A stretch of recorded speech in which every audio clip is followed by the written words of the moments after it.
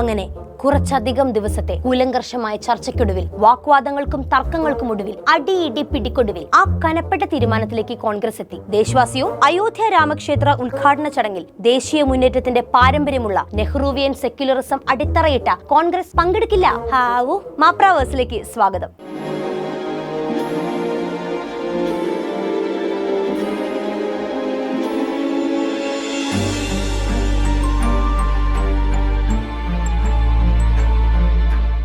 എന്റെ അമ്മേ, ഈ അടുത്ത കാലത്ത് ഞാൻ ഇത്രയും ആശ്വാസം തരുന്ന ഒരു വാർത്ത വായിച്ചിട്ടില്ല. ഒടുക്കം രാമക്ഷേത്ര ഉദ്ഘാടനത്തിന് ഞമ്മള് പോവില്ല എന്ന് കോൺഗ്രസ് ഉറപ്പിച്ചു പറഞ്ഞു. ഈ വൈകി വന്ന വെളിവ് എന്നൊക്കെ പറയുന്നത് ഇതിനെയാണോ ഗൈസ്? അല്ല, ഉദ്ഘാടനത്തിനുള്ള ഇൻവിറ്റേഷൻ കിട്ടിയപ്പോ മുതലുള്ള കോൺഗ്രസിന്റെ മട്ടും ഭാവവും ഒക്കെ കണ്ടപ്പോ എല്ലാരും കൂടെ അയോധ്യയിലോട്ട് ട്രാവലറും ബുക്ക് ചെയ്ത് നാരങ്ങാച്ചോറും പൊതിഞ്ഞു കിട്ടി കാത്തിരിക്കുവാണെന്നാണ് നമ്മൾ കരുതിയത്. അത്രയും പോസിറ്റീവ് റെസ്പോൺസസ് അല്ലായിരുന്നോ എല്ലാവരും കൂടെ തന്നത്? ഞങ്ങൾ വരും, ഞങ്ങൾ തലേന്നേ വരും എന്നുള്ള ആറ്റിറ്റ്യൂഡും സഹകരണവും. ക്ഷണം ലഭിച്ച വിവരം ആദ്യമായി പുറത്തുവിട്ട ദ്വിഗ് വിജയ് സിംഗ് നമ്മുടെ സോണിയാഗാന്ധി ക്ഷണം സന്തോഷത്തോടെ സ്വീകരിച്ചെന്നും അവർ നിർദ്ദേശിക്കുന്ന സംഘമോ ചടങ്ങിൽ പങ്കെടുക്കുമെന്നും പറഞ്ഞു. സോണിയാജിക്ക് മാത്രമല്ല പല കോൺഗ്രസ് നേതാക്കൾക്കും ചില സംസ്ഥാന ഘടകങ്ങൾക്കും രാമക്ഷേത്ര ഉദ്ഘാടന ചടങ്ങിൽ പങ്കെടുക്കണമെന്ന് നല്ല ആഗ്രഹം ഉണ്ടായിരുന്നു. അവരങ്ങനെ അഭിപ്രായമുള്ളവരുമായിരുന്നു. എന്തിനേറെ പറയണം, മകരസംക്രാന്തിയോടനുബന്ധിച്ച് ജനുവരി 15 തന്നെ അയോധ്യയിലെ രാമക്ഷേത്രത്തിലേക്ക് നമ്മൾ പോയി പ്രാർത്ഥന നടത്തുമെന്ന് UP കോൺഗ്രസ് ഘടകം മുന്നേ പ്ലാനിട്ടിരുന്നു. അതും പോരാഞ്ഞിട്ട് UPയുടെ ചുമതലയുള്ള ദേശീയ സെക്രട്ടറി അവിനാഷ് പാണ്ഡെയുടെ നേതൃത്വത്തിൽ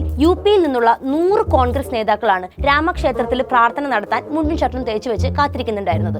മാത്രമല്ല, ഉത്തരേന്ത്യയിലെ ചില കോൺഗ്രസ് നേതാക്കളും വ്യക്തിപരമായ ചടങ്ങിൽ പങ്കെടുക്കാനുള്ള സന്നദ്ധത അറിയിച്ചിരുന്നു. തീർന്നില്ല, രാമക്ഷേത്ര പ്രതിഷ്ഠാ സമയത്ത് കർണാടക ദേവസ്വം ബോർഡിന്റെ കീഴിലുള്ള ക്ഷേത്രങ്ങളിൽ പ്രത്യേക പൂജ നടത്താൻ കർണാടക ദേവസ്വം മന്ത്രി രാമലിംഗ റെഡ്ഡി ഉത്തരവിറക്കിയിരുന്നു. പിന്നെ ഹൈക്കമാൻഡിലെ ചില നേതാക്കളും പരിപാടിക്ക് പോവാൻ സെറ്റായി ഇരിക്കുമായിരുന്നു. പിന്നെ ഇവിടെ കേരളത്തിലെ ചില നേതാക്കന്മാരുണ്ട് മച്ചാനെ. ഒന്ന് സിംഗം K സുധാകരൻ ജി. പുള്ളിക്ക് പിണക്കുമായിരുന്നു ക്ഷണിക്കാത്തതിൽ. പ്രതിഷ്ഠാ ചടങ്ങിൽ കോൺഗ്രസ് പങ്കെടുക്കണമെന്ന് തീരുമാനിക്കേണ്ടത് ദേശീയ നേതൃത്വമാണ്, അതിന് എനിക്കൊന്നും പറയാൻ പറ്റൂല എന്നും പറഞ്ഞ് ആളങ്ങ് സൈഡായി. ഉള്ളതങ്ങ് പറയാലോ, പുള്ളിനെ കണ്ടിട്ട് നല്ല ആഗ്രഹമുണ്ട് ഉദ്ഘാടനത്തിന്റെ ലഡ്ഡു കഴിക്കാൻ. പിന്നെ ആളെ ഒരുപാട് അങ്ങോട്ട് ട്രോളാത്തതിന്റെ കാരണം അറിയാലോ. ഒന്ന് പറഞ്ഞ് രണ്ടാമത്തതിന് he will go with BJP. നമ്മുടെ രമേശ് ചെന്നിത്തലയ്ക്കാണെങ്കിൽ ഇതിനെപ്പറ്റി ഒന്നും പറയാനില്ല. ക്ഷണം കിട്ടിയാലല്ലേ എനിക്ക് വല്ലതും പറയാൻ പറ്റൂ എന്നൊക്കെയാണ് ആളുടെ റിപ്ലൈ.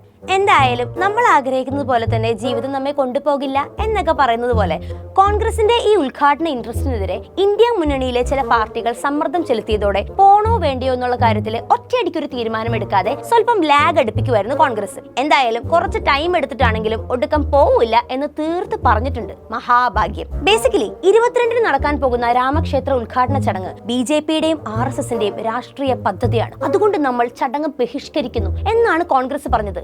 My God. എന്നാലും ഇത്രയും വലിയ ബ്രാൻഡ് ന്യൂ ഇൻഫർമേഷൻ നിങ്ങൾക്ക് എങ്ങനെ മനസ്സിലായി? സോ ഇത്ര ദിവസം കൊണ്ട് ബ്രെയിൻ സ്റ്റോം ചെയ്തിട്ടാണോ ഈ നഗ്ന സത്യം നിങ്ങൾ തിരിച്ചറിഞ്ഞത്? ചിലപ്പോൾ അതുകൊണ്ടായിരിക്കും ഏതെങ്കിലും ഹൈന്ദവ മത നേതാവിന് പകരം ഇന്ത്യയുടെ പ്രധാനമന്ത്രി നരേന്ദ്രമോദി തന്നെ ക്ഷേത്രം ഉദ്ഘാടനം നിർവഹിക്കാൻ തീരുമാനിച്ചത്. അതുപോലെ തന്നെ ക്ഷേത്ര നിർമ്മാണ കമ്മിറ്റിയുടെ മേധാവിയായി പ്രധാനമന്ത്രിയുടെ ഓഫീസിലുണ്ടായിരുന്ന മുൻ പ്രിൻസിപ്പൽ സെക്രട്ടറിയും മോദിയുടെ വിശ്വസ്തനായ നുപേന്ദ്ര മിശ്രയെ തന്നെ നിയമിച്ചതും. എനിക്കറിഞ്ഞൂടാ, ഞാൻ നിഷ്കുവാണ്. അല്ല, ചപ്പാത്തി തിന്നുന്ന ഒരു സാധാരണ ഇന്ത്യൻ പൗരന് ഈ സത്യം മനസ്സിലാക്കാൻ വലിയ പഠിപ്പൊന്നും വേണ്ടെന്നാണ് നമുക്ക് തോന്നുന്നത്. എനിവേസ്, ഈ ബഹിഷ്കരണവുമായി ബന്ധപ്പെട്ട് കോൺഗ്രസ് പറഞ്ഞ മറ്റൊരു കാര്യം എന്താണെന്ന് വെച്ചാൽ, നിർമ്മാണം പൂർത്തിയാകാത്ത ക്ഷേത്രം ഉദ്ഘാടനം ചെയ്യുന്നത് BJPക്ക് തെരഞ്ഞെടുപ്പിൽ നേട്ടമുണ്ടാക്കാനുള്ള തന്ത്രമാണെന്നാണ്. എന്താണ് കോൺഗ്രസ് അങ്ങനെ ഒരു ടോക്ക്? നമ്മുടെ NSS bro G Sukumaran Nair G പറഞ്ഞത് നിങ്ങൾ കേട്ടില്ലായിരുന്നോ? ഇങ്ങനെ രാഷ്ട്രീയത്തിന്റെ പേരിൽ രാമക്ഷേത്ര പ്രതിഷ്ഠാ ചടങ്ങ് ബഹിഷ്കരിക്കുന്നത് ഈശ്വര നിന്ദയാണെന്ന. ഈ ഇന്ത്യൻ ജനാധിപത്യം എന്ന് പറയുന്ന സംഭവത്തിന്റെ അടിത്തറ എന്ന് പറയുന്നത് തന്നെ ഈശ്വരഭക്തിയാണെന്ന് നിങ്ങൾക്ക് അറിഞ്ഞൂടെ? ഇവർക്കതൊന്നും അറിഞ്ഞൂടെ നായർജി? നിങ്ങൾ എന്തായാലും ഉദ്ഘാടനത്തിന്റെ തലേന്ന് തന്നെ പോണം ട്ടോ. അപ്പോൾ കം ടു ദ പോയിന്റ്. നമ്മുടെ രാജ്യത്തെ ലക്ഷക്കണക്കിന് പേർ ശ്രീരാമനെ ആരാധിക്കുന്നു. പൂർത്തിയാകാത്ത ക്ഷേത്രം BJPയുടെയും RSSന്റെയും നേതാക്കൾ ചേർന്ന് ഉദ്ഘാടനം ചെയ്യുന്നത് വ്യക്തമായും തെരഞ്ഞെടുപ്പ് നേട്ടമുണ്ടാക്കാനാണ്. 2019 സുപ്രീം കോടതി വിധി അംഗീകരിച്ചും ശ്രീരാമനെ ആരാധിക്കുന്ന ലക്ഷക്കണക്കിന് പേരുടെ വിശ്വാസം മാനിച്ചുമാണ് ക്ഷണം നിരസിക്കുന്നത് എന്നാണ് കോൺഗ്രസ് നേതാവ് ജയറാം രമേശിന്റെ പ്രസ്താവന.